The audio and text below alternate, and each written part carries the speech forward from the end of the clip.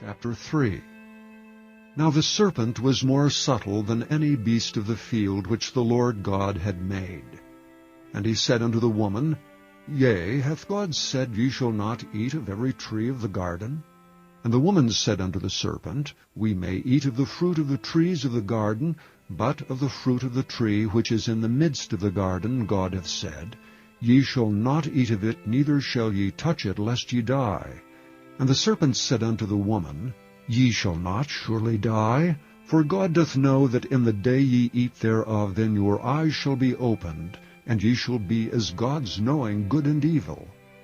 And when the woman saw that the tree was good for food, and that it was pleasant to the eyes, and a tree to be desired to make one wise, she took of the fruit thereof, and did eat, and gave also unto her husband with her, and he did eat.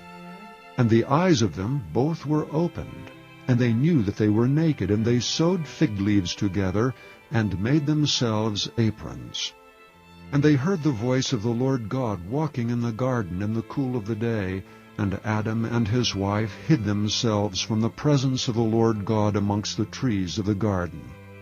And the Lord God called unto Adam, and said unto him, Where art thou? And he said, I heard thy voice in the garden, and I was afraid, because I was naked, and I hid myself. And he said, Who told thee that thou wast naked? Hast thou eaten of the tree whereof I commanded thee that thou shouldst not eat? And the man said, The woman whom thou gavest to be with me, she gave me of the tree, and I did eat. And the Lord God said unto the woman, What is this that thou hast done? And the woman said, The serpent beguiled me, and I did eat. And the Lord God said unto the serpent, Because thou hast done this, thou art cursed above all cattle, and above every beast of the field. Upon thy belly shalt thou go, and dust shalt thou eat all the days of thy life. And I will put enmity between thee and the woman, and between thy seed and her seed.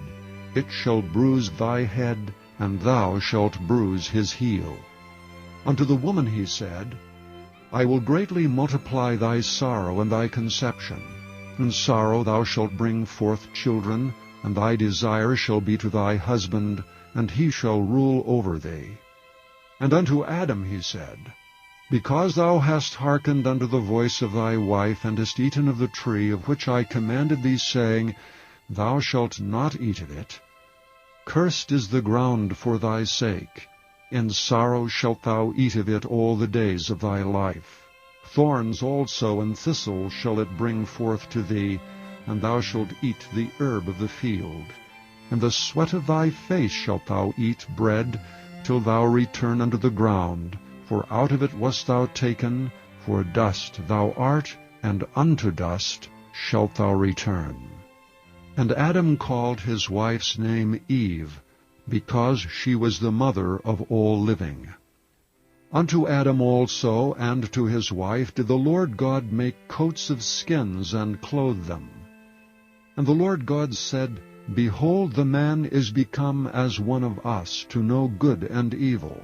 And now, lest he put forth his hand, and take also of the tree of life, and eat and live forever. Therefore the Lord God sent him forth from the Garden of Eden, to till the ground from whence he was taken. So he drove out the man, and he placed at the east of the Garden of Eden cherubims with a flaming sword, which turned every way, to keep the way of the tree of life.